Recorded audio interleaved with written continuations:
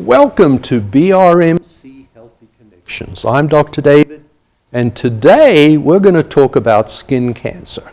And I'm going to start by asking you to look at my face. Looking at it, you'd think I'm absolutely perfect.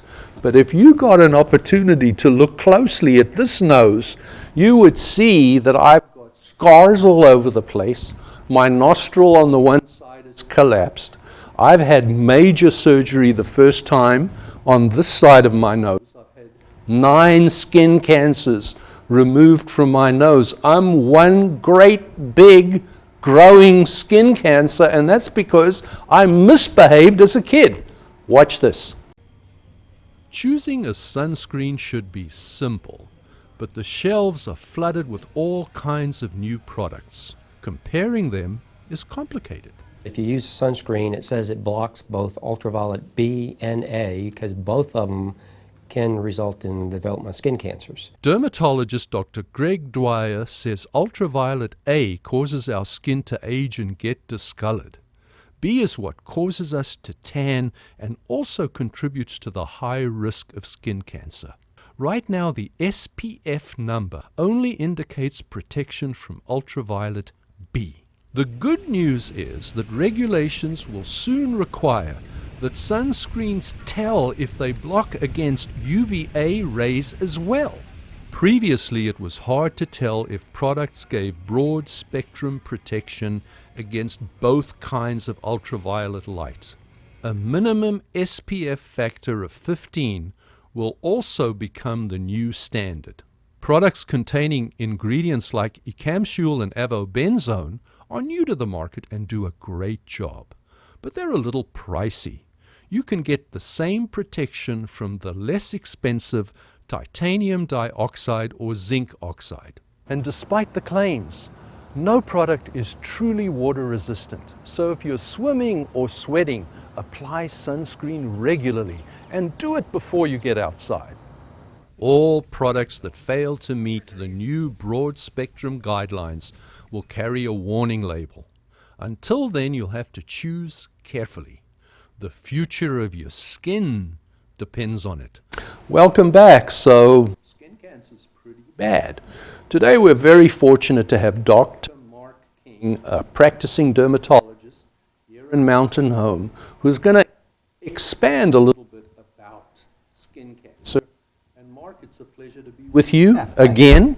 You're very knowledgeable, and I certainly have learned a lot from speaking to you. Today we want to talk about what kinds of skin cancers are they, and how do you diagnose them? The most common are going to be basal cell carcinomas and squamous cell carcinomas, and those are pretty much a direct relationship to sun exposure.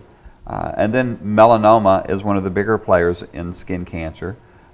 It's not as prevalent as the first two that I mentioned. So let's start first with the common basal cell cancer.